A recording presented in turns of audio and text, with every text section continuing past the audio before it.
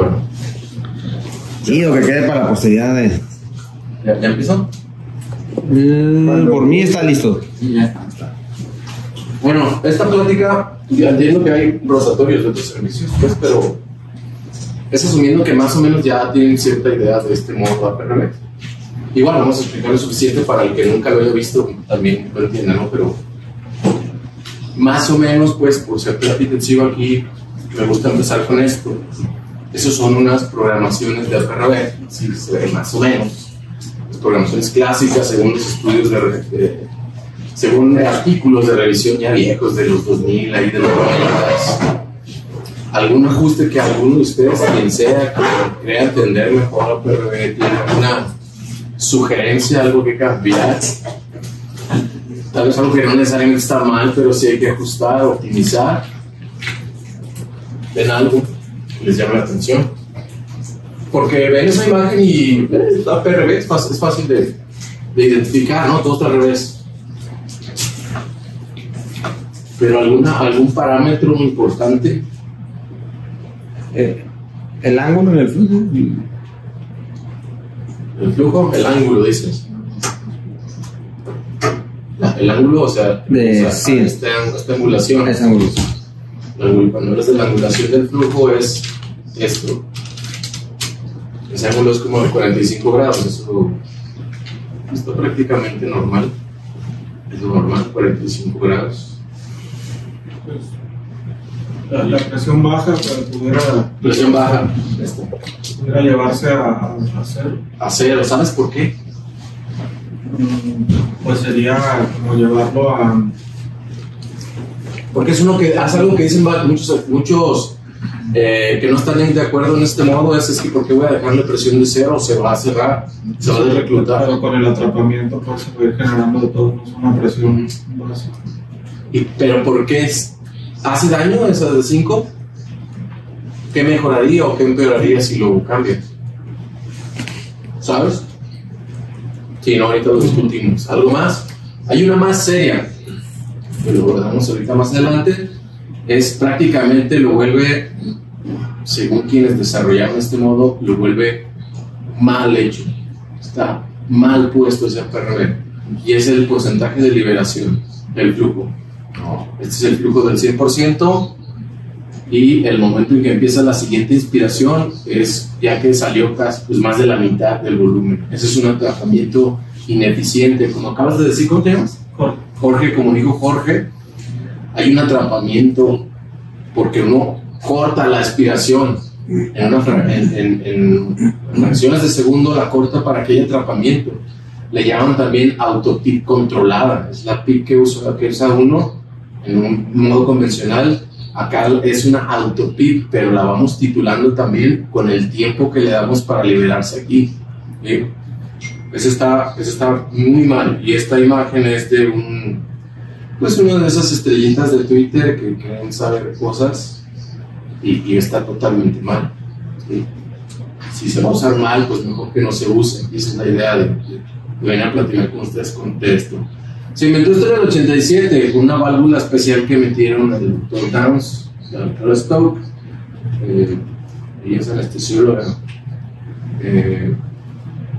Descubrieron que mientras podían someter a un paciente a presión positiva, justo encima de esa presión positiva podrían dejar una válvula que se podría abrir y cerrar, cuando lo clásico era totalmente cerrada, mientras inspira y mientras expira el paciente. Solo se abría la válvula durante la expiración, en el momento que tocaba sincronizarse con un esfuerzo del paciente para dar una siguiente presurización, pero no mientras estuviera la presión arriba.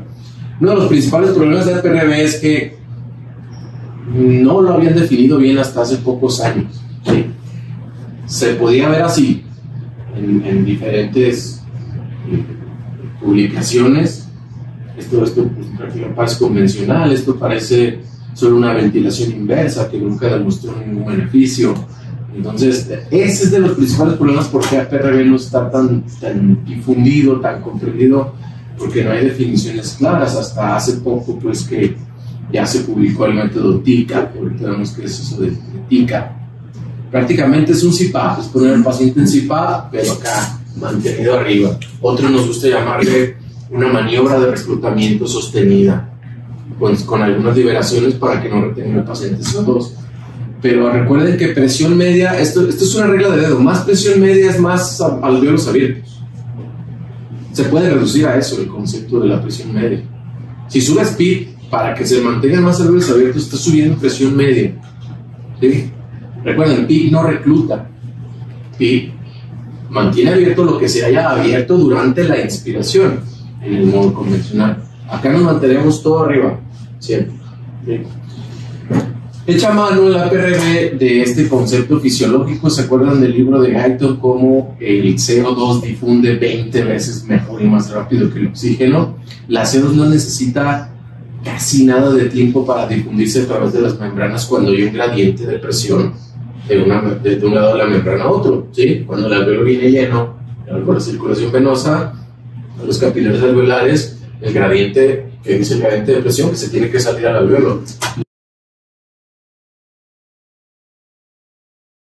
Esas micras, pocas micras que hay en el capilar que hace contacto con un alveolo, en una tercera parte de esa distancia ya se vació de CO2, por lo menos ya se igualó, pues, según el gradiente de presión, a diferencia del oxígeno, que a veces puede pasar todo ese trayecto y no oxigenarse por completo, ¿no? Dependiendo de varios otros factores. Pero por eso uno, ¿qué hace? Da más tiempo durante la inspiración para que el paciente esté bien oxigenada, esa sangre que pase por ahí se esté oxigenando cada vez mejor, y la salida, aquí se oxigena, y en la salida esa presión parcial de CO2 se iguala muy rápido. Por eso es que en la salida no necesitamos tanto tiempo, ¿sí? Es solo un respiro para que el CO2 no se siga acumulando, pero le damos prioridad a la presurización, a que siempre sea inspiración, porque es donde se abren alvéolos, ¿sí?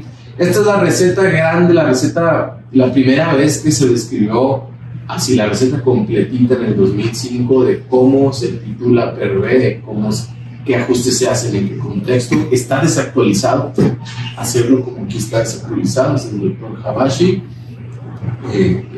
Ya ellos han ido mejorando el método y ahorita vamos a ver cómo es que se ha ido mejorando. Y vean la diferencia, pues aquí damos la diferencia de todo está al revés, ¿no? O sea, insisto, es fácil de verlo. Aquí la presión media se basa más en la PIB, en el modo convencional, y la presión media en la PRB se basa más en la presión la que está hasta arriba. Es decir, como tienes pocas liberaciones, la presión media va a estar siempre por aquí abajo, más o menos, a diferencia de el convencional de donde tengas la PIB, la presión media va a estar entre la PIB y la meseta, más o menos. Tú empiezas a leer a PRB, las primeras veces te presentan estas imágenes y dices, mira, estos puerquitos los pusimos con una PRB, se les indujo con ácidos lipólicos, un SIRA intrapulmonar. Eso se hace en pocas horas. Estos modelos son muy eficientes en cuanto a simular una funcionalidad alterada del pulmón similar a SIRA. Entonces les ponen lo mismo, las mismas horas ventilados, pero esto fue con modo convencional. El lado derecho, modo APRB, macroscópicamente incluso se ve menos inflamación. Al microscopio ven cómo se mantiene una mayor integridad de las paredes alveolares, menos leucocitos, todo eso que ven ahí son leucocitos, más inflamación. Eso está probado desde hace como 20 años, pero en animales nada más, ¿sí? Esa evidencia es muy atractiva. ¿Y por qué no hacer eso en humanos? Sabemos que el ventilador, ya hablamos la vez pasada que vino, el ventilador como tal es dañino. Por muy bien que lo hagas, el ventilador es antifisiológico, es dañino. Tienes que hacer es tratar de dañar lo menos posible. Y entonces es momento de entender cómo funciona para empezar a aprender a usarlo bien. ¿Cuál es la otra clave para entenderla, cómo funciona PRB y este parámetro tan sensible, que de hecho puede definir que el paciente le vaya incluso peor de cómo estaba antes de que empezara a hacer la PRB, si lo haces mal? Y es esto lo que dijo Jorge y Arturo también, que menciona el flujo. ¿Qué hay con este flujo de salida? ¿Cómo funciona? Si se acuerdan, todo es tratamos de controlarlo en la ventilación con diferentes parámetros, que el tiempo de rampa, el tiempo inspiratorio, que si una pausa inspiratoria, que cuánta presión, que cuánto volumen, etcétera, pero todo es en inspiración. La inspiración es pasiva. Por eso es que ahí medimos la mecánica pulmonar, y en esa medición, en esa valoración, definimos qué tan bien o mal va el paciente con ese flujo expiratorio, porque ahí no podemos intervenir, aunque quisiéramos. De hecho, no puedes intervenir en la expiración del paciente. Entonces, ¿cómo funciona la velocidad de flujo? Siempre hay un pico. ¿Por qué? Por el gradiente de presión. Recuerden que el retroceso elástico de un pulmón te empuja el aire de regreso hacia afuera. Mientras más inflado esté, más sobredistendido incluso, más fuerte te lo va a regresar. Mientras más duro esté, por ejemplo, cuando ventilan un pulmón de un SIRA severo o de ese incluso ya tardío, ¿cómo está? Ya duro, ya nada lo sabe. Entonces metas el poco volumen que puedas, pero regresa rápido, ¿sí? Se infla rápido. Es por el gradiente de presión que hay entre la caja torácica y la presión atmosférica en el ventilador. Entonces, esa salida, todo esto es salida de aire, va disminuyendo cada vez más porque en diferentes momentos, imagínense que ustedes se posicionan aquí a media expiración, pues ya la presión ya bajó en el tórax, ya el gradiente es menos, por eso la velocidad cada vez baja menos hasta que se vacía. Pero es un decremento en general logarítmico, ¿sí? Cada vez más lento, pero sigue saliendo. ¿Esta imagen te recuerda algo, Arturo? ¿Para qué es esta imagen? Ya la deben haber visto, una imagen así o parecida. De los tiempos. Por ahí va. Las constantes de tiempo. Constantes de tiempo. ¿Qué es una constante de tiempo? Pues es el tiempo en que tarda en vaciarse el 60% del aire en la expiración. 2/3 partes. Una constante de tiempo es cuando un sistema respiratorio, es el tiempo que le tarda a un sistema respiratorio vaciarse 2/3 partes. Entonces, tienes una constante de tiempo aquí, se vació al 63%. De lo que te queda aquí, si te recorres otra constante de tiempo, se va a vaciar al 86%. Una tercera constante de tiempo se vacía al 95%. En general se considera que ya con 4 ya está prácticamente vacío un sistema respiratorio. ¿Por qué son importantes estas constantes de tiempo? Por esto. Entenderlas es importante por esto. Lo que les acabo de decir, un pulmón más enfermo, está más duro, ese volumen, el poco o mucho volumen que tú le pongas, te lo va a regresar más rápido o más lento dependiendo de sus constantes de tiempo. La constante de tiempo refleja eso. Qué tan difícil o fácil fue para ese sistema respiratorio haber recibido ese volumen, ¿sí? Con esa presión que tuviste que inducir. Entonces, una mecánica normal da cierta constante de tiempo, es decir, tú mides desde el pico, aquí 100, el tiempo que pase hasta que se vacíe a un 37%, es lo inverso, 63, 37, lo mismo. Ahí, a este paciente, este tiempo es una constante de tiempo, eso es normal. Pulmón duro, pulmón enfermo, hay un pico, se vacía más rápido, es más cortito el tiempo. Por eso la angulación, que le decía ahorita Arturo, sí es importante, pero no era lo principal en ese ejemplo. La angulación cambia, ¿sí? Si un pulmón está normalmente así, cuando se pone más enfermo, se vacía más rápido. Cuando está obstruido es todo lo contrario, hay un pico y se vacía más lento, ¿sí? Este ángulo cambia, estos ángulos cambian, dependiendo de qué tan mal esté el paciente. Pues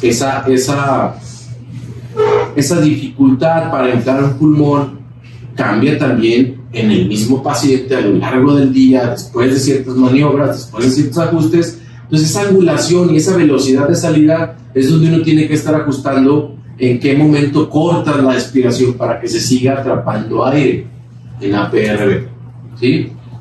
De esto se trata. 45 es lo normal. Hay un pico, sale el flujo a una angulación más o menos de 45, y cuando el pulmón está más duro, cuando es SIRA, la angulación cambia, ¿sí? 30, aquí por ejemplo, aquí lo medido sería un ángulo de 30 grados, más o menos, ¿sí? Si se obstruye el paciente, estaría hacia acá, en curva, ¿sí? Entonces es importante entender ese concepto. También otro concepto, ¿qué es el strain, Jorge? ¿Qué es el strain? El estrés es la presión ejercida por las paredes, a las paredes de un sistema respiratorio, y el strain es la capacidad de recobrar su forma después del cambio de presión. Más o menos, sí, en palabras más simples, es la deformación de un alveolo.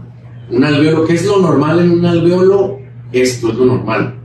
Si todos están abiertos, ninguno está enfermo, cada vez que hay una insuflación, se mueven un poquito nada más, pero hay ventilación eficiente. Entró y salió aire, nunca se abrió ninguno de más, no se cerró ningún alveolo de más. Sí, vean que homogéneos están aquí todos los alveolos en cada respiración, ¿sí? Y por ejemplo, vean vean fijamente esta unidad. Esta. No se cerró, no está colapsándose, pero ¿qué le está pasando? El tamaño, ¿cómo cambia? Eso es extrema. Vean esta otra, por ejemplo. ¿Sí se ve, no? Sí.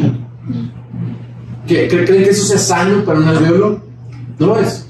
No lo es. Lo que es sano es esto, que no se cambie su forma, que no cambie su volumen. El radio también se mide con microscopía. Miden el radio alveolar a ver qué tanto cambió la inspiración y expiración, y así se mide el strain. Mientras más strain, eso es igual a PI, ¿sí? Ahí inducido por ventilador. Entonces, esa apertura alveolar que tratamos de hacer con APRB, pues que nunca se cierren, obviamente, pero también se trata que no se abran de más. ¿Por qué se están abriendo de más estos que nunca se cerraron? Pues porque están compensando todos los que sí están cerrados aquí en este momento. ¿Sí? Ahí se está compensando, es el aire que queda. Entonces, es esto, hablar de cómo se recluta un alveolo. ¿Cómo define Gattinoni el reclutamiento? ¿Qué es una unidad reclutable? Si fueran haberlo leído, un estudio clásico de Lindner. Esa imagen también es inolvidable, el reclutamiento que ocurre. ¿Qué es reclutar un alveolo? ¿Cuál es un alveolo no reclutable, por ejemplo? ¿Qué paciente sí es reclutable? ¿Qué paciente no es reclutable? Se define como los pacientes, unidades alveolares que se pudieran abrir después de 2 minutos siendo ventilados con PIB de 5 y presión inspiratoria de 35. Si no se abrieron, no son reclutables. 35 es como el máximo intentado, ¿sí? Y eso es presión. Como les digo, más presión media es más alveolos abiertos, aunque cada vez más presión va a ser también a expensas de más sobredistensión de los que ya estaban abiertos. ¿Cómo le hacemos para igualar eso, pues? Que tú le sigas subiendo PIB y sigas abriendo alveolos que están cerrados, pero sin que se suban los que ya están abiertos. Eso es prácticamente imposible con el método convencional. Otra pieza clave de un reclutamiento efectivo, eficiente, no es solo la magnitud de presión, es el tiempo que dejas la presión ahí, ¿sí? Vean este video. 1 segundo, 2 segundos, y todavía hay muchas unidades que no se han abierto. 6, 7, 8, 10 segundos y se siguen abriendo. Es decir, imagínate cada respiración que dura 1 segundo. A un pulmón así, ¿cuántas unidades dejaste sin siquiera haber tocado? ¿Por qué? Porque no necesitas tiempo suficiente. ¿Sí? Aquí no está subiendo la presión cada vez más, es una presión sostenida y solo se está sosteniendo ahí sobre el tiempo. Por 45 segundos. O sea, se siguen abriendo. ¿Qué hace uno cuando ventila convencional? Le das 1 segundo, a veces menos, y ya te regresas otra vez a la expiración. Entonces, nunca tocaste estos alveolos que sí se hubieran podido abrir, que sí eran reclutables, pero no te esperaste lo suficiente, digamos. Aquí está graficado, vean lo mismo. Sí, el mayor reclutamiento es en los primeros segundos, a nivel microscópico, se abren más, esto es con diferentes presiones. Sigan la línea de 20, por ejemplo, esta. Se abren, pues ya la mitad están abiertos en unos 2 segundos. Pero mientras más esperen, hay cada vez más alveolos, aún que se siguen abriendo, ¿sí? Igual a nivel macroscópico también. Se puede notar eso. Es evidente que la clave no es solo la magnitud de presión, sino el tiempo sostenido. Y en eso se basa PRB, en el tiempo que da uno sostenido acá arriba. ¿Sí? Este mismo grupo de Baltimore, de Habashi, son los que identificaron ya vamos a empezar a hablar de esto, que es el TCAP. TCAP es esto, ventilación adaptativa controlada por tiempo. Ellos descubrieron, digamos, pues que el micro strain, la micro deformación alveolar, que ya acaban de ver en el video, cómo se cambia su volumen. Lo que pasa es que el alveolo no está diseñado para estirarse así, como lo vieron, cerrarse y luego estirarse tanto. El alveolo está diseñado para casi no cambiar de volumen. Entonces, mientras más no muevas esas paredes, mientras más tires esas paredes, hay más daño. Y ese daño, ese micro deformación, es menor si solo dejas que se libere en APRB un 25%. Un 25%. Cuando tengas una liberación del 25% en APRB, eso se llama TCAP. Si no, no se llama TCAP. De hecho, Habashi lo patentó, creo que ya perdió la patente, pero lo patentó ya en Estados Unidos, y no se le puede llamar TCAP si no tiene 75% de la liberación. ¿Cuánto tenemos aquí? Yo creo que se liberó como el 45, 40%. Eso no es TCAP. Eso es una PRB mal programada, les insisto.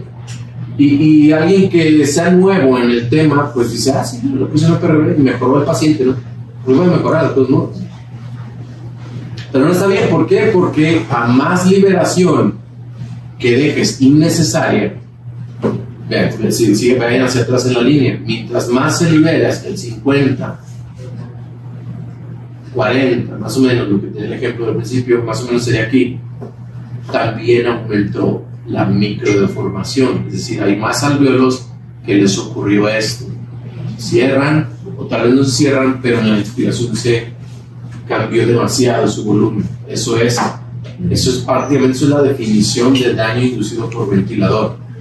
Es llegar y agarrar cualquier órgano, una extremidad, si quieren, y estirarla así, mi brazo a 2 metros para allá. No está hecho para eso, se va a dañar.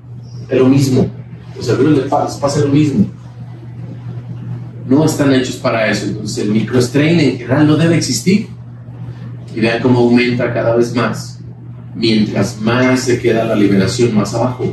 El 10, vean, esa es la máxima.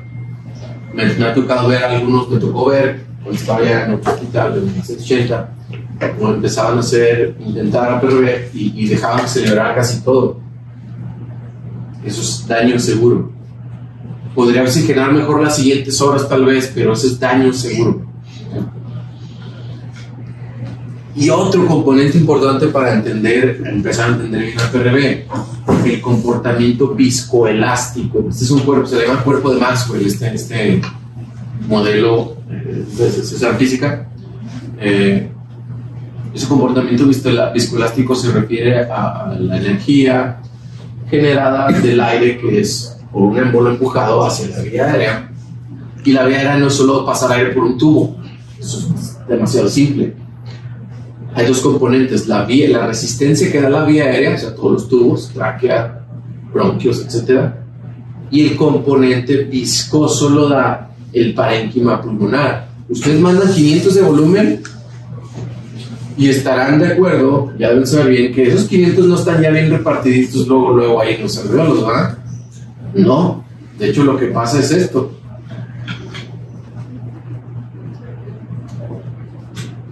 Y ahí no están bien repartidos. Si le dan más tiempo, más segundos se reparten. Entonces, ¿a qué voy con esto? Con el cuerpo de Maxwell, el comportamiento viscoelástico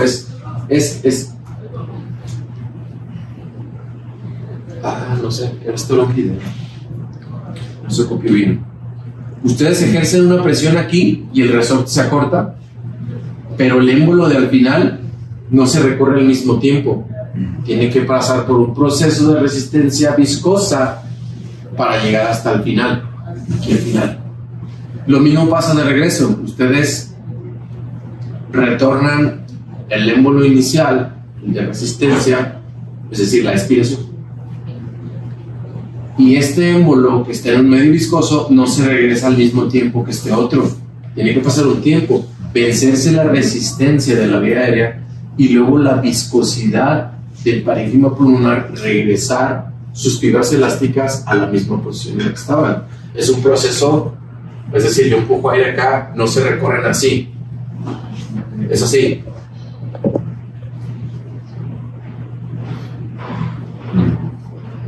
¿Sí? ¿Sí me explicó? Y no es inmediato.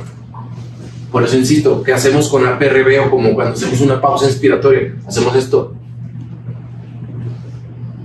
Esperar a que se iguale todo acá, al fondo, allá en los alveolos.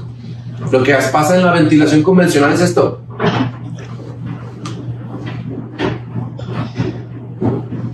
No te esperas a que llegue hasta el fondo. No le das el tiempo suficiente.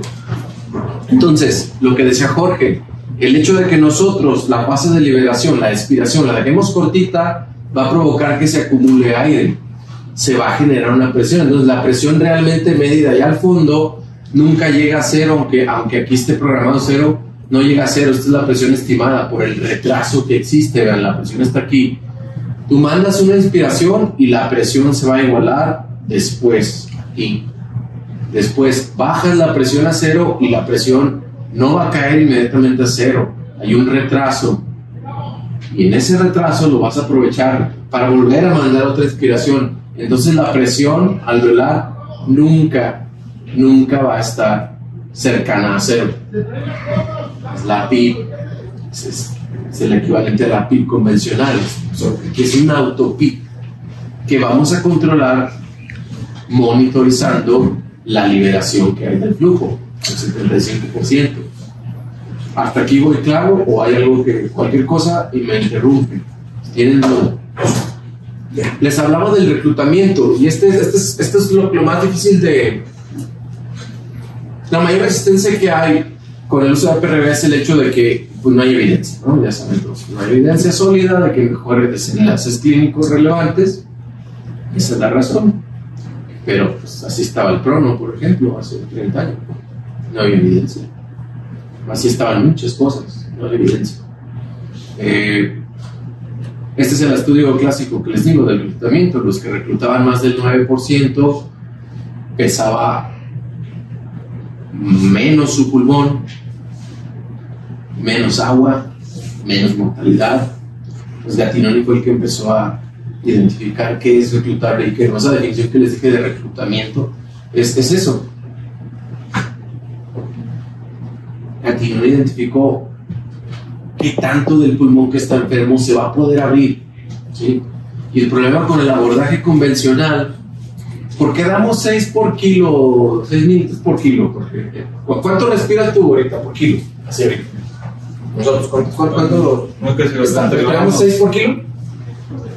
Pues si ventiláramos a 10, estaríamos cercanos al 100% de nuestra capacidad ahorita. Entonces, un paciente acostado, pues no puede, por el colapso pulmonar que tiene, no podríamos ventilarlo. ¿Cuánto es lo normal? ¿Cuántos volúmenes es normal? ¿El volumen corriente? De 500, unos 500, ¿no? 500. ¿Eso cuánto es por kilo? Aquí. 8. Unos 8, 9, ¿no? 8, 9. ¿Por qué ventilamos a 6? ¿Por qué debe ser 6? Porque 6 es lo que demostró que mejoró la mortalidad hace más de 20 años. Porque no tenemos todo el pulmón funcionando. Eso, por el pulmón de bebé, es esta parte azul. ¿Qué dice uno cuando ventila con volúmenes bajos? Es que no hay pulmón. Vamos a ventilar de forma segura el que sí está ahí, el que queda vivo, el que está funcionando todavía. Ya desde ahí empezamos mal. ¿Por qué? Porque estás asumiendo que solo ese pulmón tienes. Y a esperar de forma pasiva que el resto se vaya curando, tal vez con algunos ajustes de PIB, pero la premisa inicial es no hay pulmón, hay pulmón de bebé, el baby loan, por eso es 6 por kilo, porque si le meten los 10, 12, pues esto se va a reventar porque nada más tienes esto, ¿no? Hay que esperar a que esto se reclute. Ya Tinoni, ¿qué dijo? Bueno, hay algunos reclutables, es la parte amarilla. De todo lo que ven aquí consolidado, la parte amarilla sí se puede abrir y las rojas no. Entonces, ¿por qué no ir adaptándose al cambio de al paso del tiempo, que se vaya abriendo más esas unidades? Y entonces, si aquí le daba 6 por kilo, pregunta, ¿no tiene sentido que si ya hay más unidades, ya sea más de 6 por kilo? Y esto está ampliamente debatido por expertos. El 6 por kilo no es la gran panacea, pues. 6 por kilo resulta eficiente porque pues, sí, ya no dañas más el pulmón. Pero, ¿por qué no darle más de 6 por kilo si ya tienes más unidades abiertas? Este grupo de Canadá, no sé si han usado esto es un índice muy interesante, es nuevo, está a punto de probar su utilidad, la relación reclutamiento inflado. Básicamente este es para calcular la distensibilidad que va a tener un pulmón de sus regiones alveolares que ya están abiertas en relación a la distensibilidad que va a tener cuando se abran las que sí se pueden abrir, con una prueba de una sola inspiración nada más. Un poco complejilla, pero y es otro tema, pero es para predecir qué pacientes sí puedes usar más PIB y para predecir reclutamiento, para definir quiénes son reclutables y quiénes no. Entonces, a lo que voy es que este tipo de mediciones, que es lo importante, uno se está adaptando al cambio de la mecánica del paciente. Si tú tienes un paciente que le estás dando 6 por kilo aquí, acaba de llegar, ¿por qué dentro de 2 días tiene que seguir siendo 6? O sea, ¿estás asumiendo que esto no se va a curar para nada? ¿Que no se va a abrir? ¿Por qué no? Esa es la premisa inicial de los volúmenes bajos. ¿Okay? Y desde ahí, pues, es un abordaje relativamente pasivo. Un abordaje más activo es, bueno, ¿qué hacemos acá? Calculamos volumen y la meseta, le restamos la PIB. ¿Qué es eso? La driving pressure, ¿no? Presión de distensión. Entonces, mientras más alta la driving pressure, es peor el pronóstico, ya saben, ¿no? Hay más presión de distensión, etc. Aquí en APRB es al revés. En APRB la driving pressure tú la vas a controlar y mides la distensibilidad y el volumen. ¿Cómo va esto? Y es la parte que le da el nombre de adaptativo, porque mientras mejor distensibilidad hay más volumen, eso es un hecho, está en la misma fórmula, son inversos. Más distensibilidad es porque puede entrar más volumen con la misma presión. Entonces si cambias esa ecuación de la driving pressure, si pones como cuando calculas la distensibilidad, ¿qué distensibilidad tiene este paciente? ¿Qué haces? Volumen corriente entre driving pressure. Acá es al revés, despejas de la fórmula la driving pressure, porque es la que vas a controlar con el APRB. Bueno, es una presión alta y una presión baja, y un autopic que vas a controlar. Entonces, si tienes la misma driving pressure y entra más volumen, solo puede significar algo. ¿Qué significa? La estancia. Este cambio, que el paciente mejoró. Y vuelvo a lo mismo en la imagen de tomografía. ¿Está mal eso? Vean aquí, 433 mililitros. Un paciente de unos 60, 62 más o menos, ¿no? Eso es su 6 por kilo. Si ese mismo paciente en 12 horas, lo que sea que hayas hecho, hizo que ahora con la misma presión, ahora entran 542, ¿qué pasó? Solo significa una cosa, mejoró la distensibilidad. Solo significa una cosa, hay menos alveolos colapsados.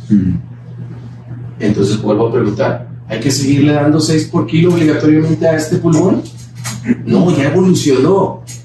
Los 6 por kilo no son obligatorios ya, porque ya entran más fácil y sin hacer más daño, más de 6 por kilo. ¿Sí? Ya cuando se abre totalmente, pues entran 600. Claro que es momento de no excederse de volumen e empezar a bajar la presión, esa driving pressure. Por eso ven la driving pressure inicial acá era 16, cuando está todo colapsado. Si te estás viendo que entra más volumen, pues vas bajando la presión también y vas bajando acá. Por eso se llama adaptativo. Tú ves que el volumen empieza a mejorar. ¿Está bien? Le voy bajando entonces ya el soporte. Y la driving pressure que yo estoy controlando, aquí no la estoy midiendo para calcular un pronóstico. No, yo la estoy controlando. Lo que estoy midiendo es la distensibilidad resultante del volumen. Me estoy adaptando a los cambios dinámicos. En el mismo día puede pasar eso, ¿sí? Controlado por tiempo, es importante haberle dado ese nombre, porque la liberación que hagas, que puedes, una diferencia de 0.1 segundos, es otra dificultad del PRV. Si lo pones atención, 0.1 segundos puede ser la diferencia entre que siga mejorando o que hagas un daño catastrófico al paciente, ¿sí? Más deformación nodular. La idea es esto, trabajar en un rango en el que el paciente ni se vuelva a cerrar ni se sobredistienda. Porque al tener una presión limitada de 30, 34, también pues aún los alvéolos que ya estaban abiertos no se van a sobredistender. 34 no es mucho.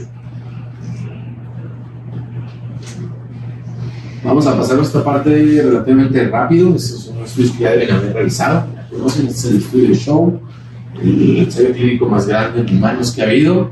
Ellos dejaban liberarse hasta un 50%, por lo tanto no mastica. Y reportaron unos desenlaces bastante difícil de creer. 17 días de ventilación menos. ¿Creen eso ustedes? No, eran grupos muy desbalanceados. De traqueostomía, el triple de traqueostomías con modo convencional, 5 días menos en UCI. La verdad, no, eso no es viable.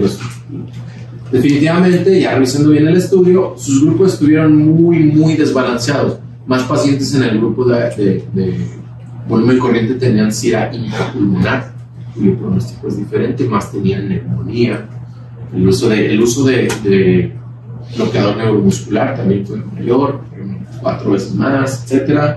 Reportan esta, no sé si les había dicho la semana pasada, la vez que vine, pero cuando ven la Kaplan-Meier, duden, porque la Kaplan-Meier uno tiene datos y cuando dices, pues sacamos el Kaplan-Meier, va a hacer que tus datos se vean exagerados, que la diferencia se vea más de lo que de verdad es. Y la P también es más fácil que se vea.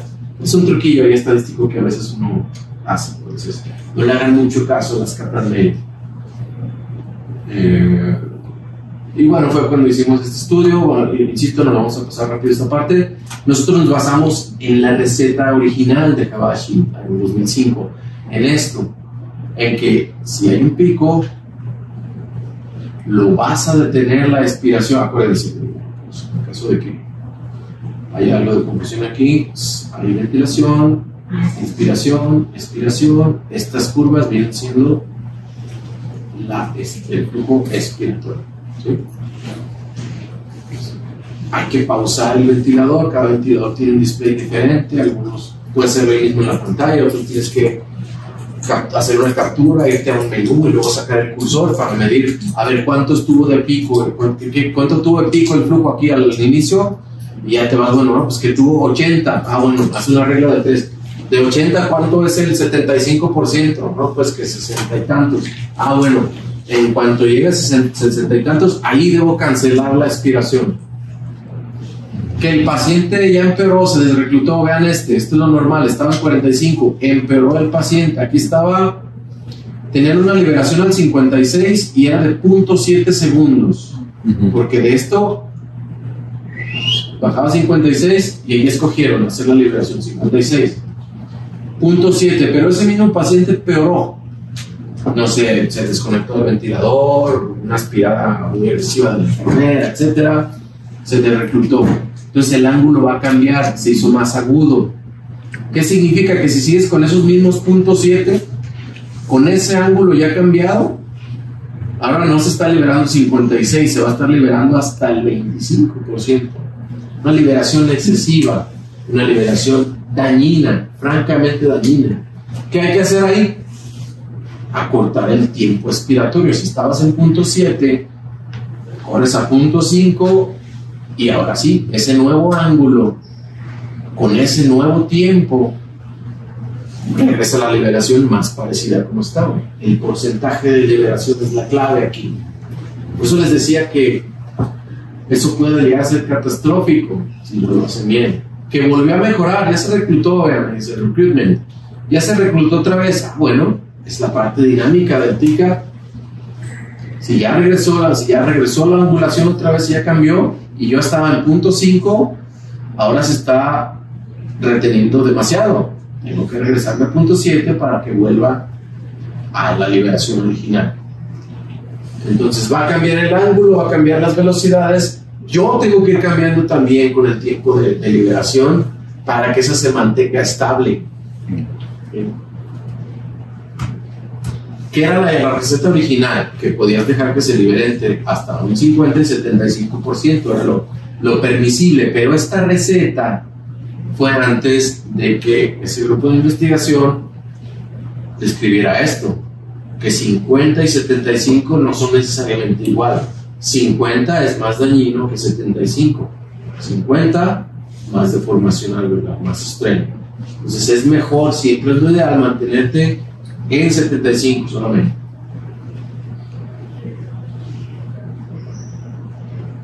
Esa es la clave. Si entienden eso, ya estás más para allá que para acá, de entender a PRV.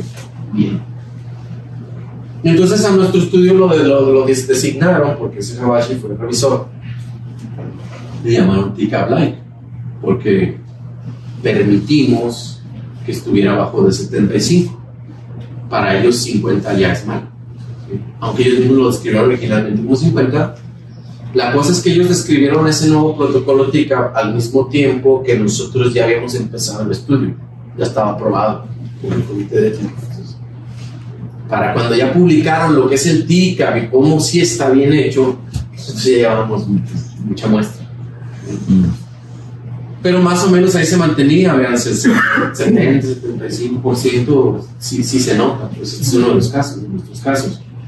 Vean, esto me lo paso rápido, es un resumen de nuestro estudio, pero vean esto, más o menos serían los parámetros que usamos nosotros en el estudio. La receta clásica de los estudios, de los artículos de revisión de gente que la verdad no era experta hace muchos años, solo hacen revisiones por hacerla, siempre te decían 4 segundos de tiempo alto, tiempo bajo 0.5 o 0.4. No puede ser una receta fija, no puede ser. Vean, presión alta 26, fibros al 40, siempre las tratas de llevar lo más abajo que se pueda. Al paso de los días, vean la liberación que tuvimos nosotros. El día 1, 68, nunca bajamos de 60, pues. Aún así nos dijeron, fuimos criticados porque hicimos mal. Pues bueno, los resultados, sí mejora la oxigenación. Eso es claro, ¿por qué? Pues usó más presión media. Aquí saben, presión media. El solo hecho de usar PRV es más presión media. Más presión media es mejor oxigenación, más alveolos abiertos. Sí. ¿Y qué? No necesariamente salvavidas. Esa es nuestra Kaplan-Meier, que también salió significativo. Les digo que esto ayuda a exagerar un poco los resultados. El problema es que tuvimos cuatro barotraumas de pacientes con COVID seguiditos, como en 2 semanas. Pero también hubo 4 barotraumas, y eso se fue en el grupo de PRV. Y en el grupo control también hubieron 4 barotraumas, no todos fueron neumotórax, unos fueron solo neumomenestino, ni siquiera medicado manejo. Los de grupo control, esos eventos fueron como más repartidos a lo largo de 3-4 meses. Y los de APRV fueron así seguidos. Entonces, llamó la atención al comité de vigilancia y cancelamos el estudio, ¿no? Entonces no vimos al final diferencias significativas en nada. ¿Qué sí vimos? Pues que se nos murieron muchos pacientes. No sé cómo les ha ido aquí ustedes, pero se los infectaron todos de Acinetobacter. Ya cuando llegó la Acinetobacter ya no pudo salir de esa unidad y no había coordinación con la enfermería, todos manoseaban a todos los pacientes, no se dividían bien, entonces hubo una mortalidad por choque séptico muy alta. Oscilando 70, que fue en espejo, estuvo en espejo la que reportó el doctor Ñamendis a nivel nacional, pues esos son los datos de vigilancia epidemiológica. Entonces, todos los 30 y tantos mil casos que reportó, esa misma mortalidad hubo. O sea, bueno, a lo que veo es que fue una mortalidad muy realista para hacer COVID. Pues. Entonces te metes a usar APRB en un contexto nuevo, una entidad que tiene mucha mortalidad, es un volado, no vas a saber si de verdad se va a notar una utilidad, ¿no? Pero vean esto, solo 10 pacientes fallecieron por hipoxemia refractaria de 90 que en nuestro estudio. Entonces, no es que sea malo, pues. Ahora, esto si les tengo que hacer énfasis, si usan APRB, la verdad se los recomiendo que lo usen, y lo recomiendo que lo usen cuando no sepan, digo, si no tienen mucha experiencia, primero en un paciente que no esté tan mal, para que vean el cambio que hace. Entonces les voy a enseñar unos ejemplos de los efectos tan eficientes que tiene esa APRB. Pero sí intenten hacerlo a la perfección, insisto, no permitan esto, no permitan que la liberación sea mayor a un 25%, que se queden 75% y ya, no más, ¿sí? No hagan lo que hicimos nosotros, pues, para tener más. ¿Qué pasaba con nosotros? Ese es este ejemplo. El error estuvo aquí. Los pacientes con COVID tienen mucho CO2, ¿se acuerdan? Probablemente si estuvieron aquí, les tocó ver pacientes ventilados, no, probablemente es cuando más vieron casos de hipercapnia severa, refractaria incluso, en COVID más que antes. Entonces, ¿qué hace uno para sacar la CO2 en APRB? ¿Qué maniobras se deben hacer? ¿Cuál? Pero la actividad del tipo expiratorio, ¿no? Fue lo que... ¿Otra vez, más alto? Que le extendían el tiempo expiratorio para tener más tiempo de liberación del CO2 y eso pues hacía que se repuntaran más fácil. A un 50, es la razón por la que prolongábamos hasta 50. No todos lo hacían. No nos acercamos a la promedio de 50. Pero ese fue el error. ¿Pero qué se debe hacer? En general, cuando quieres sacar CO2, hay que, así es, se resume en aumentar ventilación minuto. Luego la siguiente pregunta es, en APRB, en convencional, ¿cómo aumentas ventilación minuto? Con las dos variables con las que se calcula ventilación minuto, que es frecuencia y volumen por N. O subes frecuencia o subes volumen. En APRB, ¿cómo es? ¿Cómo aumentas la ventilación minuto? O subes presión, que va a subir el volumen, esta presión alta, o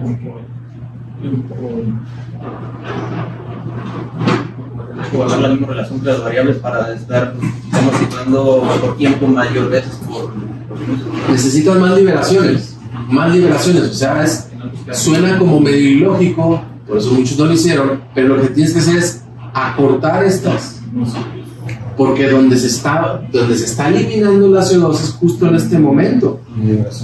Pues si tú intentas sacar CO2 prolongando esto, como se hizo aquí, ¿ven? La ventilación minuto aquí está de 5.3 y una liberación que se ve como del 60, 65 yo creo. ¿Qué hicieron acá? La bajaron en menos de la mitad y sí, eso aumenta ventilación minuto, pero no cambiaron esta. Es más eficiente esto.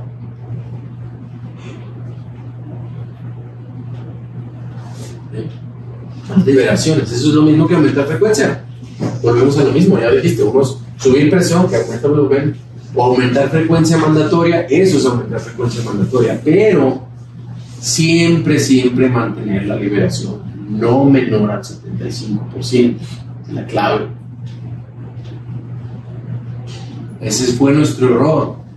Ese fue el error por el que no estuvimos en critical care en lugar de intensive care, por ejemplo.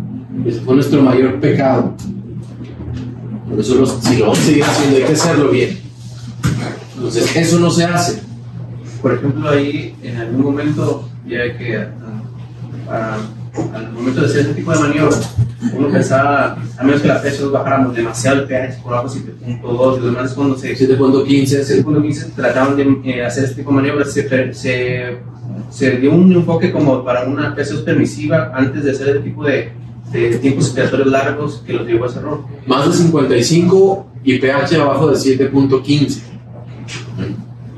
Y aún así hubo varios pacientes que por más ajustes que hicieran, como 4 casos se tuvieron que regresar o sea, el que estaba ahí dijo, no, ya no puedo arreglar estos en APRB, lo tengo que cambiar convencional y le meto 35 de frecuencia y más volumen.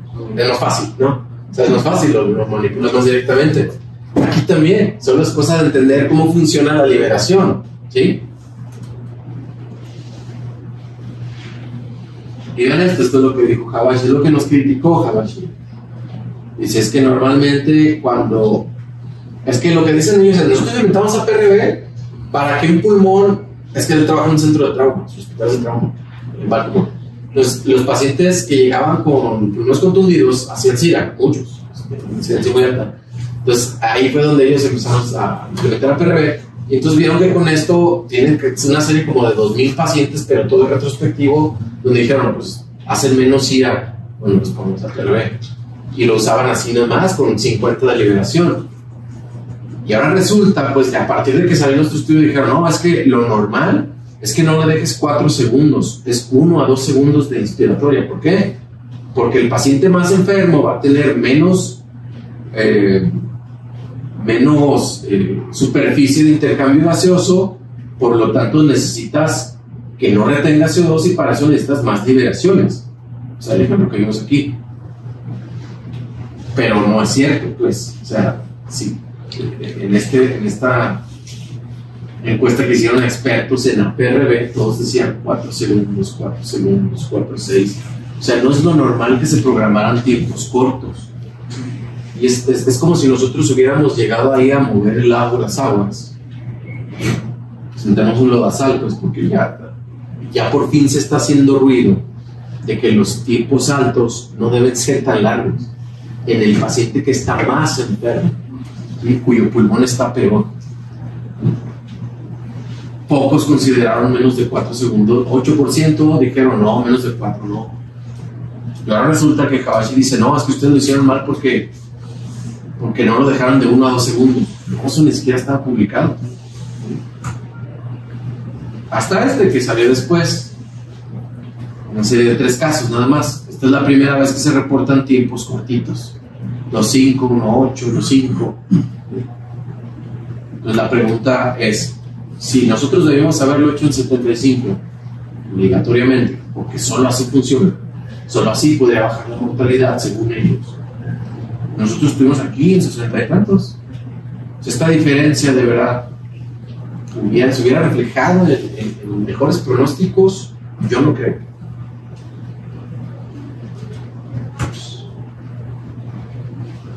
Sobre todo porque, y lo van a ver en los ejemplos que les pongo al final, en pacientes que no están tan mal, aún el APRB, aún mal hecho, funciona muy bien. Y eso es lo atractivo. Y al mismo es una espada de doble filo, porque lo empiezas a usar medio mal. Y muchos pacientes mejoran bastante, y pues ya lo vas a seguir usando muy mal, sin profundizar más en cómo se debe hacer bien.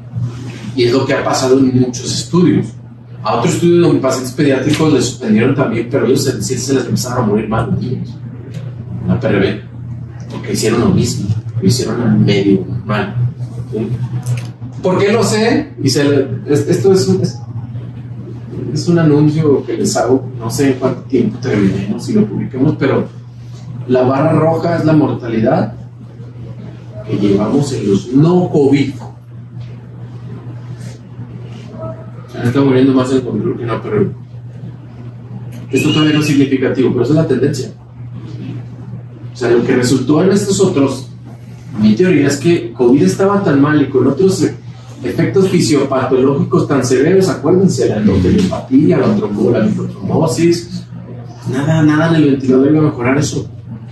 El pronóstico era difícil. Entonces, esa es mi teoría. Por eso, ahora que ya, sobre todo ahora que ya oficialmente ya la pandemia se acabó y ya van a volver a tener pacientes más reclutables, les sugiero empezar a practicarlo no con los más enfermos, no con los que estén peor, con los que vayan llegando y no sea tan severa su condición pulmonar, para que vean muchas veces, y eso lo han dicho muchos amigos que tengo allá en Canadá, hay varios grupos, Philip Rolla es uno, el de esta publicación. Yo es jefe de ahí del hospital en Canadá, es fan de APRB también. Y dices que hay muchos pacientes, nos pasa que hay muchos pacientes que los ponemos a PRV y pues ya en los programas ya no necesitaron. ¿Sí? Nos ahorramos la pronada. Que uno dice, bueno, pues el prono tiene mucha evidencia, tampoco hay razón para querer ahorrarte el prono, ¿no? Si sabes que la evidencia es sólida. Pero pues también, ¿qué tiene de malo? Si al final ya no necesitaron el prono y con eso mejoraron mucho, claro, pues, a lo que veo es que ustedes vean el efecto que puede tener cuando está bien hecho. Ellos en este curso, es el único curso que conozco como bien dirigido hacia lo mismo. Explica básicamente todo lo que ya les expliqué yo ahorita. O sea, ese es como el modo de plática, como una mesa redonda, platicar todas sus experiencias y cosas así. Y esta es la página oficial de Habashi y su grupo. Antes se llamaba APRV Network. Cuando salió nuestro estudio, ellos como que ellos nos dijeron, y es que no habíamos aclarado que tiene que ser 75 no más. Y no habíamos aclarado que eso es sticker. Entonces ya le cambiaron el nombre a partir de que salió el estudio.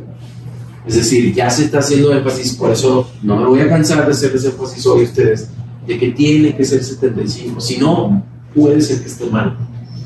Les decía, esta es la foto que publicó un tuitero, dijo, no lo usen porque no hay evidencia. Si lo haces así, pues sí, por favor no lo uses, está mal, ¿sí? Estás liberándose aquí en 50 y hay una presión baja, y ahorita vamos a ver por qué esa presión baja. Así se ve, vean, así se ve más liberación. Liberación al 75, inspiración, expiración. Casi no hay estrella. Liberación al 50, insisto, puede funcionar y puede empezar el paciente a reclutar, a saturar mejor. Ya hay algo de diferencia, ¿no? Hay unas áreas que ya no se vieron. Liberación al 25, cada vez más notorias. Liberación al 10, cada vez más. Eso es extremo. Esa es la definición en imagen. Cada vez que lean el término BIDI, eso es la imagen. ¿Sí? Pues no acceder a liberación del flujo es en lo que más deben de enfocarse. Vean este caso. Paciente era un postquirúrgico que hizo una neumonía, le creo que le operaron la vesícula, algo así. Esto todavía estaba yo en el IMSS, no teníamos solo estos ventiladores, también se puede, y el modo que usas es bileve, no sé si les ha tocado este ventilador. Y la dificultad es que no puedes titular de forma directa el tiempo expiratorio en algunos software, en otros sí, en este no. Tienes que balancear entre el tiempo inspiratorio y la frecuencia para ver cuánto queda el expiratorio. Entonces, vean este paciente, PIB de 9, FIO2 al 60, ya esos parámetros te hablan de que si es que va mejorando, pues va lento o todavía le faltan. La PO2 en 88, con FIO2 al 60, eso queda como 140 y tantos de PF. Dígase la guardia, mal hecho, la liberación como el 50, y por eso les traje este caso específico, es muy atractivo al PRV, porque aún mal hecho, dices, sí funciona, voy a seguir haciéndolo. FIO2 al 60 no lo moví para que no hubiera sesgo en el tiempo de estabilización de la leucemia, pero ahí está una PRV medio estándar, ¿no? 4 de inspiratoria, 22 de meseta.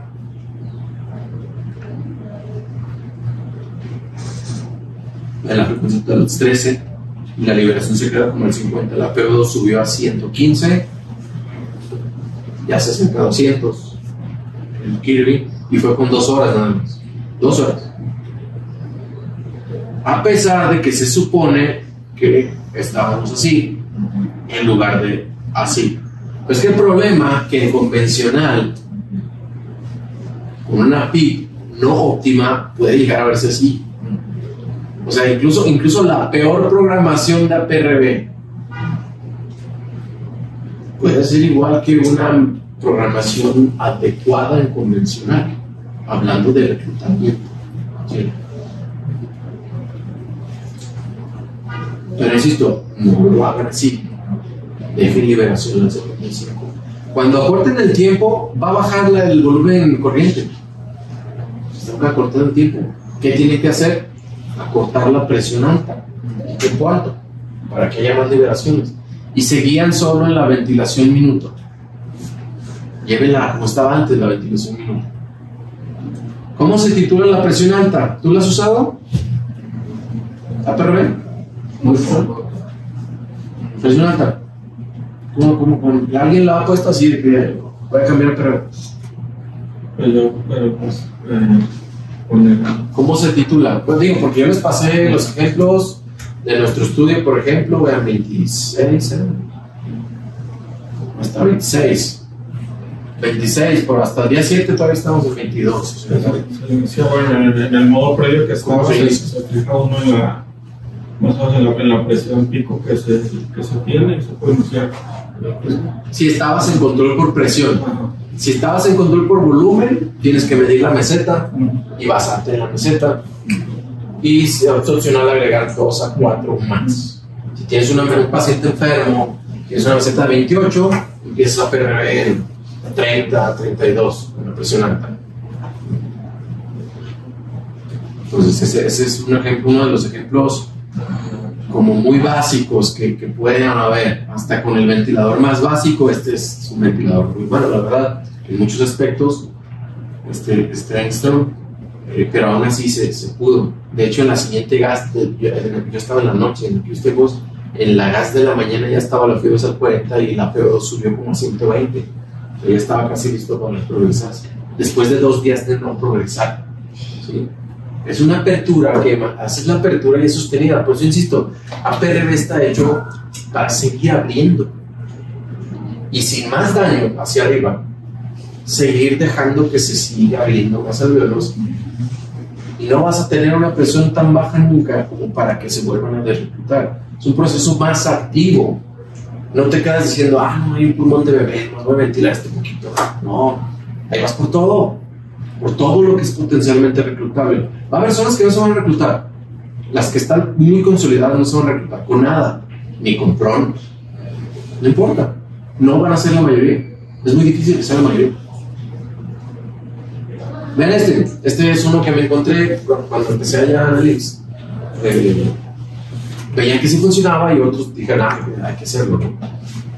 Vean en este caso. 24 de inspiratoria, es un paciente diferente. 65 de FIO2, dice, bueno, 96 de PO2.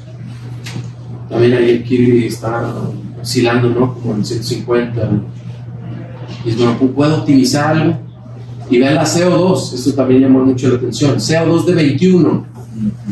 En APRB, la pregunta es, en APRB, si tienes cierta ventilación minuto, ¿cómo la bajas? ¿Cómo haces que se libere menos CO2? ¿Cómo retienes CO2? Pues de la misma manera en que aumentar volumen minutos sería las dos mismas estrategias, pero principalmente a lo mejor aquí será liberar menos, tener menos frecuencia. Muy bien. Para no tener que tumbar la presión alta y que ese volumen, o sea, para no caer la eso sería lo más eficiente. Es lo mismo, pero al revés, pues. No. Manipulas la misma variable, ventilación, minutos, frecuencia por volumen. Pero hay otra más importante, sobre todo específicamente para este caso que estás usando PRB y que quieres ser bueno usando PRB. Significa que habría que ajustar primero el ángulo. Se llama porcentaje de liberación. El ángulo tú no lo manipulas. El ángulo cambia según la mecánica del paciente. Lo que manipulas es el tiempo. Para decidir qué porcentaje se va a quedar. Entonces, ¿qué hay que hacer aquí? Dejar que se libere. Así, más o menos. En cuanto hagas eso, la ventilación minuto va a bajar.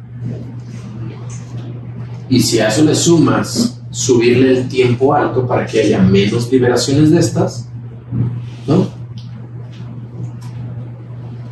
¿Qué hice yo? Aquí fueron como 3 horas y media, la FIO2 ya estaba en 50 y no, porque es que ya estaba saturando al 100.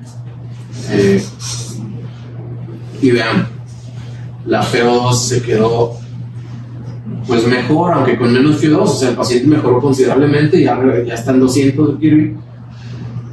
Y la PCO2 ya se está normalizando. ¿Por qué? ¿Qué hice? Solo eso, acorté la liberación. ¿Vieron? Y aún así se está liberando como la mitad.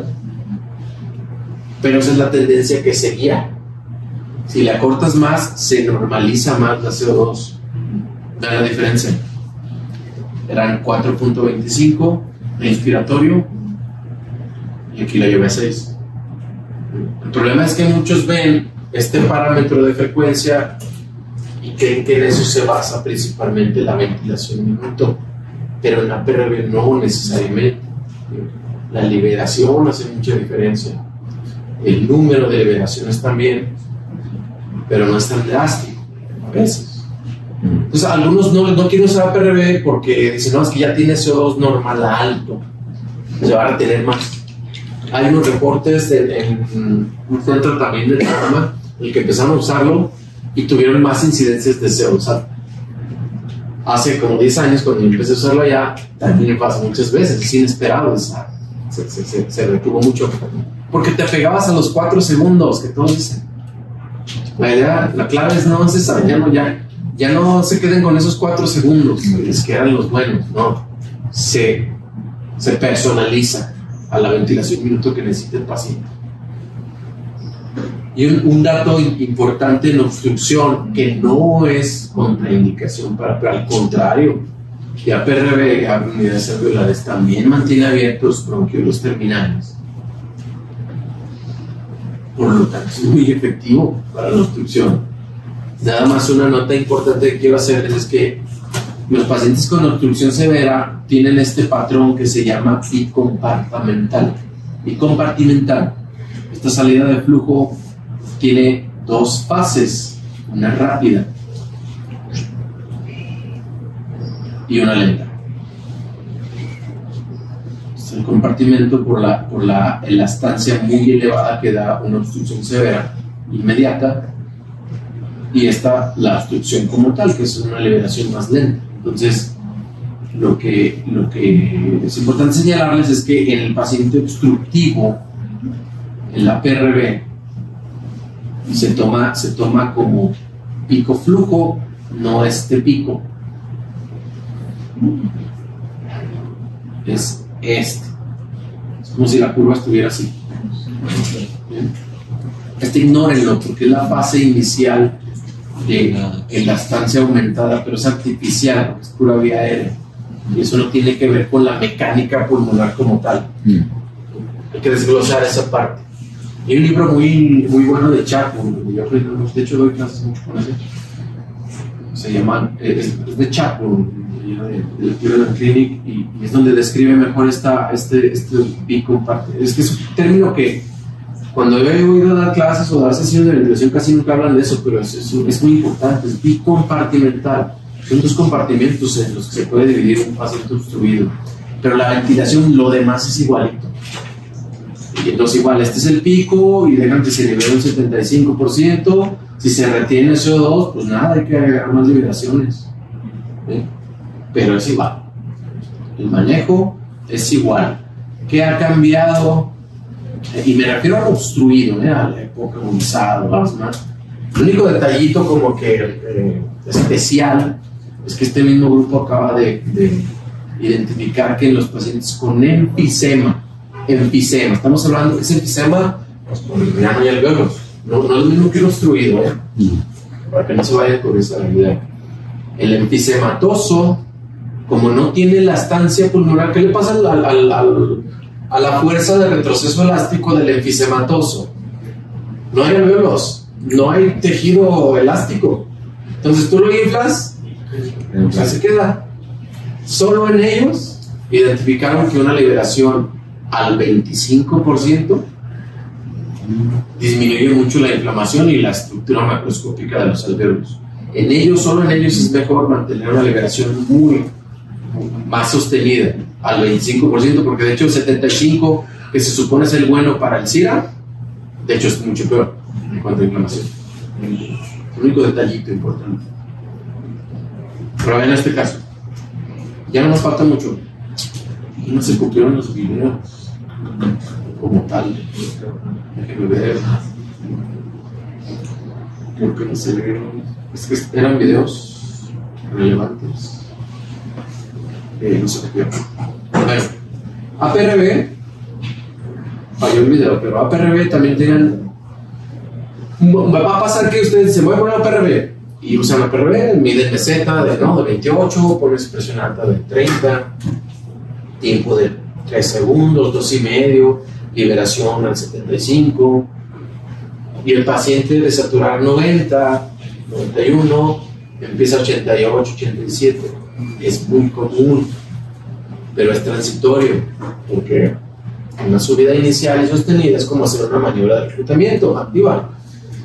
Empieza sobredescendiendo, es inevitable, pero al paso de pocos minutos, si el paciente va a responder, se va a ir repartiendo y ya la sobreextensión ya no va a predominar sobre el reclutamiento.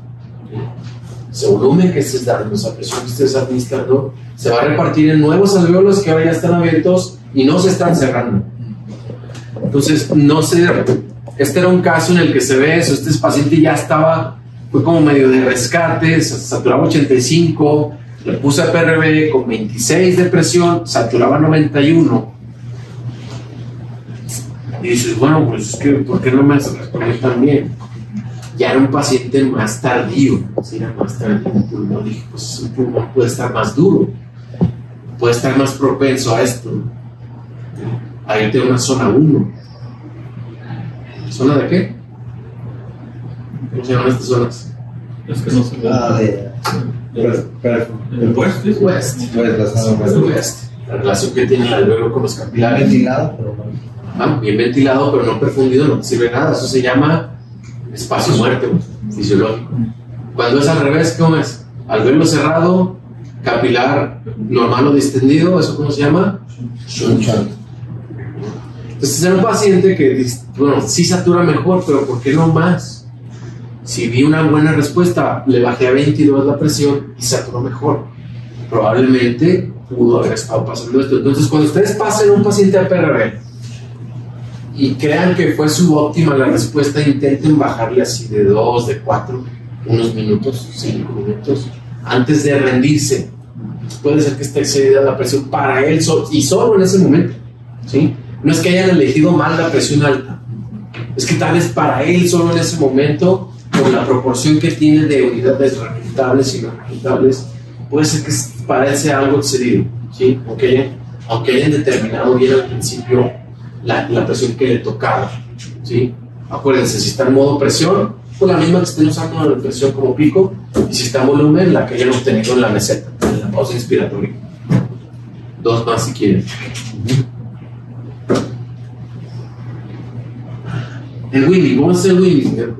¿Has oído el término del winning? ¿Cómo se hace en la prueba? Drop and stretch. Esta curva, esta inspiración mandatoria, lo que se hace cuando un paciente ya está respirando es drop, bajar, stretch, estirar. Bajas y estiras. Así. Bajas presión, claro que estaba en 24, con un lapso de varias horas dentro de un turno. Cada 8 horas más o menos puedes bajar 2 de presión, prolongando 1 o 2 segundos de tiempo. Eso estaba solo en la receta original, ya no está descrito. ¿Por qué? Porque no vale la pena hacer una receta de no te pases de 2 segundos, nada más 1 o 3. Hay un paciente que puede estar en 4 segundos y cuando ya terminaste que ya está listo para el winning, te lo llevas a 8 en 2 horas, 8 segundos. ¿De qué depende? De esto, de que tienes espontáneos. Porque si ya vas a bajar la presión, significa que ya está tan enfermo. 12, 14 de presión. Y también significa que ya no va a estar sedado. Ya puede estar respirando más. Entonces, ¿qué pasa al bajar presión y estirar el tiempo inspiratorio? Pues que el número de liberaciones va a ser muy poco. La ventilación minuto va a caer y mucho. Esa ventilación se va a compensar con las espontáneas del paciente. Pues para hacer eso tienes que estar seguro que ya tienes esfuerzos espontáneos.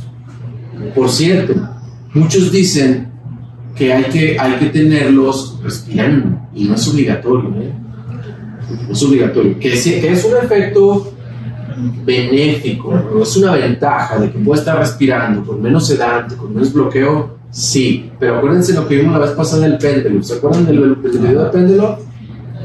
En APRB también ocurre, y es lo que nos pasó en el estudio. Por eso fue que también fuimos criticados. Oye, pero es que los sedaste y los bloqueaste igual.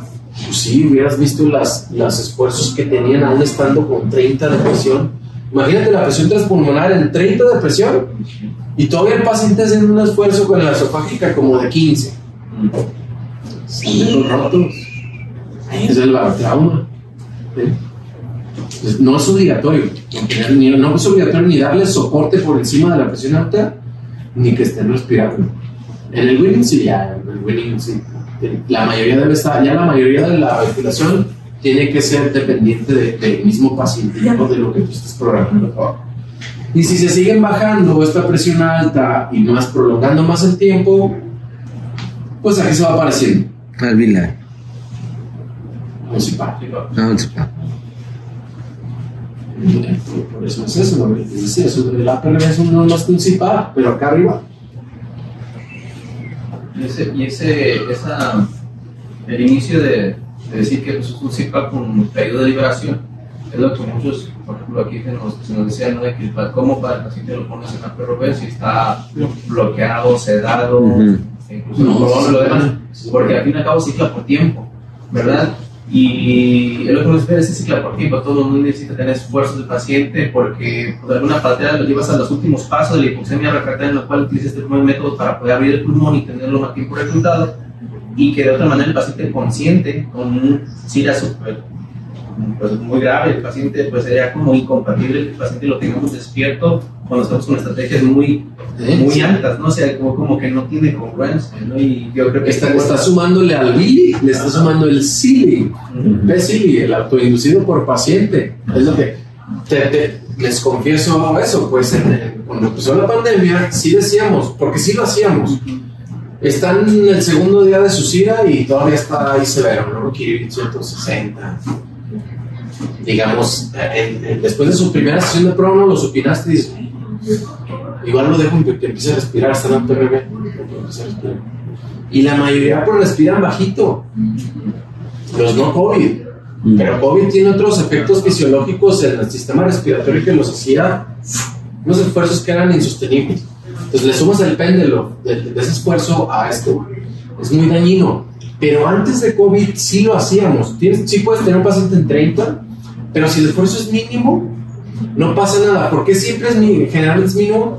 Porque acuérdense, también hablamos de eso la vez pasada, la relación tensión-fuerza del diafragma, ¿se acuerdan? Sí. Hablamos de las sincronías. Mientras el diafragma esté más aplanado, la fuerza que va a ejercer en un esfuerzo va a ser menor.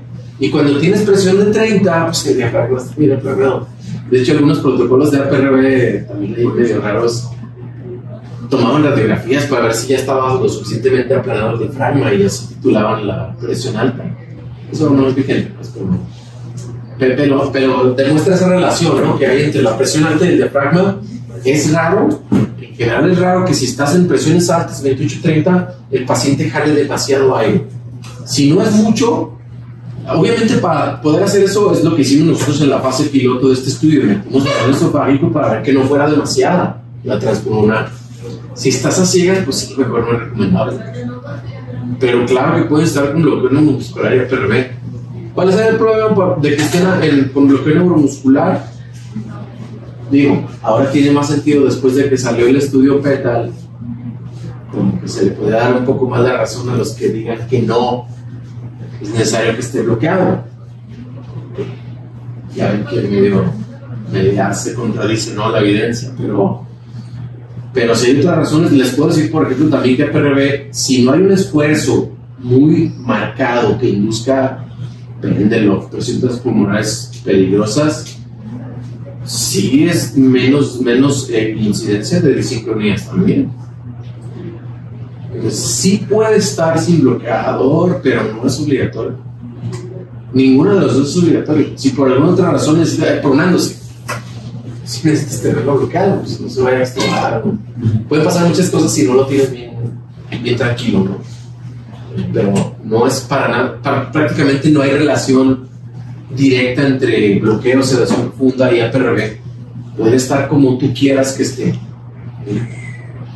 Todo se reduce a esto mismo. Sabiendo titular el tiempo de liberación, manipulas todo lo demás. Ya vamos a acabar. Presión baja, el otro error del ejemplo este que les puse de este. No lo usen, pues sí. Mi respuesta es esa, ¿no? Pues sí, por favor, no lo uses tú, ¿verdad? ¿Cómo sabemos cómo está la autopip que estamos manipulando? Pues haciendo igual que pues, mídela. ¿Cómo se mide? Como normalmente se mide una pausa expiratoria. Haces ahí, ya ven que cada ventilador pues, es diferente, pero generalmente aquí en cuanto haces la pausa, pues te aseguras de que haya flujo cero. Hablando de la expiratoria, si necesitas por lo menos unos 4 segundos. Y vean, la presión medida aquí es de 20 casi. Es decir, aunque tenga aquí 0 de presión baja, la autopip que estás manejando con el paciente es de 20. Con una presión alta de 29. Por eso les decía, ¿qué driving pressure tenemos ahí? 9. Es una muy buena driving pressure, ¿no? Si el volumen sube, si el paciente mejora, vean el tiempo bajo que tiene aquí. Vean el tiempo alto, 1:40. Y digamos que aquí está metiendo unos 300 mililitros. Si en unas horas mete 400, ¿qué habría que hacer?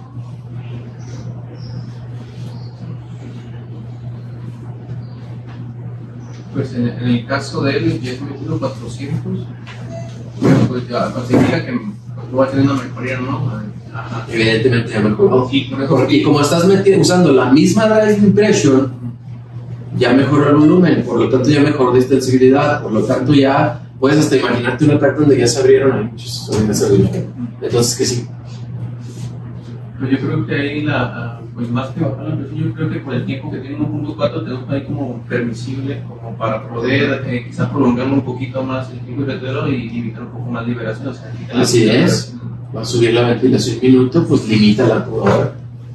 Porque si no, creamos en el principio de la plática que cuando veamos que esos, por ejemplo, esos 400 que a lo mejor corresponderían ya en lugar de, no sé, 6 por kilo, o a lo mejor ya estamos en 6.5 por kilo, que no necesariamente sería manteniéndose en los 6, sabiendo que a lo mejor ya reclutando más alveolos, a lo mejor manteniendo esas presiones para que nos mantenga sus volúmenes corrientes, sea mejor benéfico. Y entonces en ese caso sería, si ya mejoró, pues sería mejor acortando los tiempos. Entonces, de hecho hubo un estudio en el que dijeron, voy a usar volúmenes bajos, APRB y APRB volumen bajo. Es decir, intentando en uno de los 3 grupos que en el mismo APRB el volumen siempre se mantuviera 6 o menos. Cancelaron el estudio porque no se pudo. Pero no, si el paciente está mejorando, ¿por qué limitaron los mismos 6 por kilo? Ya dijimos. ¿Sí? Aquí lo que tocaría también es bajar presión, manteniendo los 75% de liberación. ¿Por qué no es necesario? Lo que te preguntaba al principio, eso muy pocos lo saben. Y si esta no está en 0, ¿qué? Lo que tiene malo que hayan puesto 5, en el otro ejemplo. Si es mejor 0, ¿en qué aspecto? ¿Qué? Hay algunas razones. Y este fue un estudio muy interesante. Radiomarcaron unas partículas ahí, no me acuerdo si eran proteínas, pero ahí en un moco. Y lo introdujeron al tubo y midieron la distancia recorrida entre aquel tubo. Y vieron cómo estos números están muy chiquitos, no creo que alcancen a verlos, pero con PIB de 5, estos fueron los centímetros por minuto que se recorrió la mucosidad en las vías aéreas proximales. Esto con PIB de 10 y esto con PIB de 0, o sea, presión baja de 0. O sea, mientras más aumentas la presión, la PIB, la presión baja, ¿qué ocurre? Tú estás acá en una alta y para llegar a la presión de 0 hay cierta fuerza. El retroceso elástico que te está dando el pulmón lo va a liberar a cierta fuerza. Si tú subes la presión, estás subiendo el umbral. Entonces la diferencia entre estas dos presiones, la de arriba y la de abajo, ya es menor. Por lo tanto, la fuerza ejercida por el sistema es menor. Por lo tanto, la velocidad del flujo es menor. estás limitando el lavado de las vías aéreas del paciente al agregar presión positiva. No debe haber presión positiva. Esto es lo mismo, el movimiento proximal, centímetros por minuto, dependiendo la velocidad pico del flujo. O sea, siempre te interesa tener un pico muy notorio ahí al inicio de la aspiración en la PRV. Vean esta diferencia. Este es otro ventilador ahí, también es drag. Este es como la nueva versión del Engstrom, con más colores. Todo está igual de feo, nomás con más colores. Vean el cambio que hay. Este fue un experimento que hice con un paciente. Presión de 0 y al subirle 5, vean el pico flujo como está aquí al principio, y en cuanto lo paso a 5 de pi, el pico ya es menor. O sea, baja la velocidad, por lo tanto el moco se mueve menos hacia afuera cada vez que sale. Y luego viceversa, estando en 5 también el efecto es casi inmediato. Estando en 5 le pones 0 e inmediatamente sube el pico en la siguiente expiración. ¿Vieron? Muy interesante. De detallitos de esto, si no lo sabes, pues no integras bien ahí todo el rompecabezas que se tiene que armar para hacerlo bien, que de verdad funcione. Esto está muy bueno, es una revisión entretenida de Kabashi. Le llaman esto lo del Billy Vortex. Pues les decía, el ventilador es dañino, el abordaje de volúmenes bajos está diseñado para ventilar pulmón sano, pero no le importa el otro. Esto es más activo, ¿sí? Esto lo refiere así como cortar el vortex del Billy. Paras, en otro artículo que publicaban muy interesante también, le llaman ¿cómo estabilizas un pulmón roto? How you stabilize a broken lung. Lo hacen la analogía con un hueso. Si alguien se fractura, es que eso se hace con los volúmenes bajos. Ventilas al paciente y dices, no, tranquilo, no le muevas a los demás, ventila bien el que está sano, que el pulmón de bebé, trátalo bien. ¿Y el otro qué? Es como si alguien se fractura un hueso y dices, no lo muevas. Le voy a poner una férula, pero no lo muevas. O sea, no lo vas a alinear. Pues hay que abrirlo primero. O sea, hay que acomodarlo primero y ahora sí, manténlo seguro. Acá es parecido, esa analogía me gusta, es lo mismo. En el 6 por kilo dices, voy a tener que ventilar un pulmón de bebé a 6 por kilo. No, cuando el pulmón mejore, van a estar más de 6 por kilo. Adáptate a él. Y de preferencia, primero estabilízalo, ábrelo otra vez lo que se pueda abrir de forma segura, ábrelo primero y ahora sí, ya nada más espérate que vaya mejorando y baja soporte. Por eso así empiezas en la PRV, quedas acá y ya solo queda bajando, dependiendo de la evolución del paciente. Esto es algo que no todos los ventiladores van a tener, es el auto-release. Si van a tener esto ustedes, ¿no? Algunos sí tienen. Este es el B600. Ahí ya no tienen que estar moviéndole al tiempo expiratorio, le dejan 75 y ya solo se libera 75. Están ajustes avanzados del mismo modo PRV, las pestañitas del lado de la derecha. Y bueno, así es como se debe ver una PRV que esté así. Lo ves de lejos y dices, sí, ese sí parece que ese PRV está bien hecho, no como el otro. ¿Sí? Vean, 1.7, tipo alto, tipo bajo, 0.25. Presión alta de 20 y 2 al 50. No sigan una regla estricta de que, sí, tengo 30, como la tabla FIO2, no. La prioridad es bájense FIO2 lo más rápido que se pueda. Primero bajen eso y luego ya a ver si intentan bajar funcionar. Pues más o menos así es la cosa. ¿Creen que puedan animarse o algo más? Sí. Con todo lo que platicamos. Porque esa es la idea, pues no estar tan nada más de venir aquí a dar una clase y que se quede aquí. No, ahorita bueno, ya me aclaró que sí, por ejemplo, podemos tener al paciente pronado y tenerlo con APRV al mismo tiempo, no son incompatibles. Mis dudas, por ejemplo, en cuanto hay de lo que alcancé a revisar, por ejemplo. Por cierto, si se descargan, nuestro artículo ahí en Critical Care, está gratis. Hay que ver el suplemento, porque es donde dice, de hecho eso fue de nosotros, nadie más lo tenía antes, los criterios para en APRB. Ya ven el criterio convencional, cuando dejas de pronar.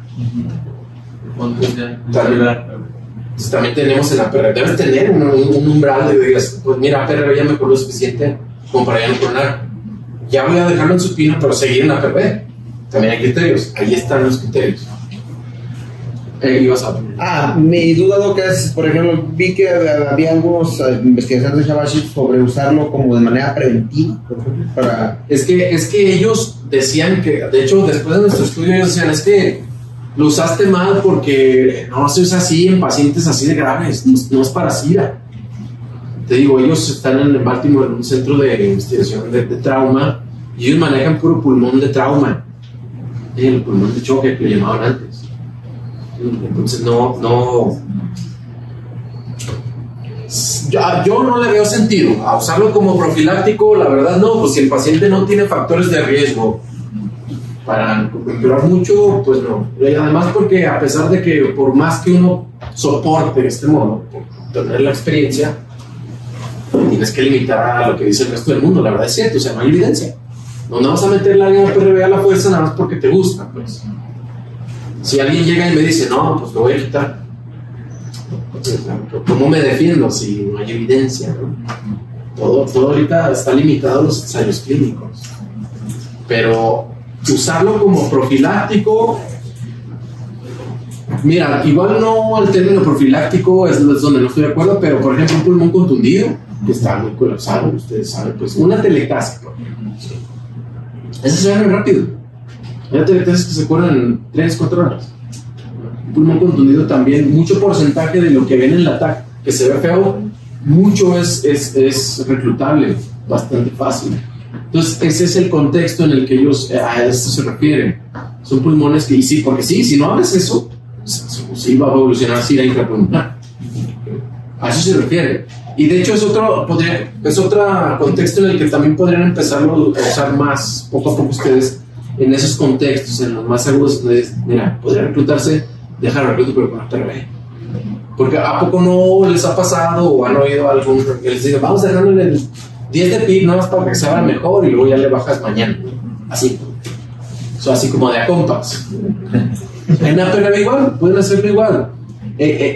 Nunca van a avanzar a conocerlo mejor si no experimentan dentro de rangos seguros, pues. Por eso les recomiendo que empiecen a hacerlo, a entrar más en sus detalles del TICAP, pero no de rescate, no en el paciente que está más mal, porque lo van a usar mal, lo van a usar, le va a ir al paciente todo mal y les van a decir, ya ves, no funcionó. Ese es el problema principal que hemos tenido siempre. Nosotros mismos ahí en nuestra unidad, pues soy yo y algunos otros que estamos ahí, pero hay otros que pues igual al siguiente turno lo quitan, que porque no funciona. Es inevitable. Pero nunca va a avanzar esto si no lo conoce más gente y experimenta con él. Limitarse a solo decir, es que no hay un estudio que dé evidencia, pues no, es quedarte también ahí todo pasivo. Sí. Ustedes formen su propia experiencia y ustedes podrían decir, bueno, lo que hace cada centro, pueden empezar a analizar sus datos retrospectivos. ¿Sabes qué? A mí me ha funcionado más en los de trauma y no en los posquirúrgicos. ¿Por qué será? Pues vamos viendo, vamos en otro estudio, etcétera. De eso se trata, de conocer este tipo de cosas que no son lo habitual. Ese es el único sentido, seguir avanzando en el conocimiento, no quedarnos en lo que se habló aquí. No, pues una última pregunta. En el paciente que tenga, por ejemplo, la atrofia diafragmática, igual que ya lo tenemos con una traqueostomía y lo quieres tratar de desescalar, pues de desvincular el ventilador, puede servirte para... Yo lo he usado en los COVID, que así tuvieron muchos, pues ya que tuvieron hasta incidencias también muy altas de traqueostomía. Sobre todo, como ya están bien despiertos, sobre todo para las disincronías. No se adaptan bien, incluso CPAP, pues el modo espontáneo, que es el que se supone que menos disincronías va a dar. Había unos pacientes que, ¿no?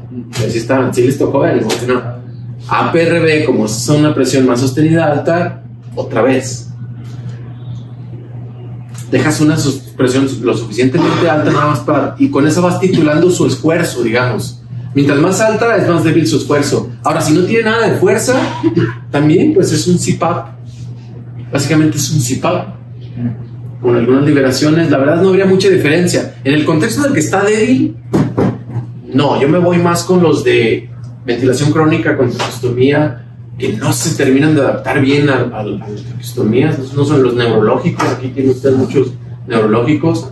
En ellos es muy bueno para evitar desincronías también y mantener un buen nivel de reclutamiento. También les ha pasado que está en CPAP 2-3 días y ya se atelectación o ya se le dio una neumonía, pero está con la tráqueos ahí, pues también a PRV ayuda. Ahí más o menos suena profiláctico, ¿no? Ahí sí es muy útil tener esa combinación de sus esfuerzos espontáneos con APRV, pero obligatorio nunca fue. No, que quería preguntar sobre la experiencia que tiene Noche en los centros de trauma. Por ejemplo, en los tórax inestables, que normalmente el mismo mecanismo de Bayun, ¿verdad? O el bolet. No, nosotros también tenemos un problema muy serio acá con los traumas, no sé ustedes aquí, pero todos los tórax inestables pues nunca los arreglan. Hace poco revisamos yo estuve revisando mucho a ver qué hacemos pues, qué método ventilatorio será el mejor. Para feminizarlo, para tenerlo lo menos, digamos... No vas a progresar. No vas a progresar. La cura, lo único que mejora el pronóstico de los pacientes es quirúrgico. Si de verdad ya está el diagnóstico de tórax inestable, nada, yo lo he intentado también con la PRV, pero el pronóstico no va a cambiar para nada si no es quirúrgico. Y lo que le digo a nuestros residentes es que estás pidiendo la respuesta a una pregunta que solo está aquí en nuestro país, o bueno, no sé si en otros países en vías de desarrollo también lo tengan, pero la literatura buena donde podrían resolver esa duda en ellos no existe. Allá sí los operan. Allá sí luego fijan lo que se tiene que fijar, por eso no hay mucho de eso. Buscas y no, la respuesta a esa pregunta no es que allá no preguntan eso. Es la cosa, pues. Eso es lo difícil. Pero no, o sea, feruliza vía aérea y todo, feruliza bien, estabiliza el pulmón muy bien, pero eso ya es extrapulmonar. O sea, no va a cambiar nada. Ya es otro tema. Hey. ¿Qué más? ¿Alguna otra duda?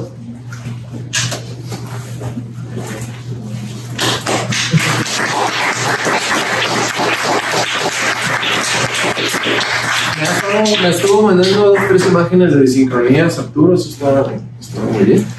La verdad es que esta me sirve a mí para las interacciones que yo también tengo con otros amigos, expertos y para mi propia práctica, mis clases. No estaré mal si de repente a ustedes les gusta, se intentan hacer PRV, tienen alguna duda del caso en específico. Yo mientras pueda les contesto y los oriento si necesito. En desincronía yo nunca me canso. Me mandan fotos en desincronía. A veces también. Aquí a PRV igual. La experiencia siempre de... Philip Rolla quería implementar a nivel nacional en Canadá como un telementoring, se llama, como mentor por WhatsApp. Le digo, pues aquí también lo hacemos. Yo la voy a comercializar en las guardias. Y no hay razón que si ustedes tienen alguna duda, yo estoy dispuesto, si quieren. Muchas gracias.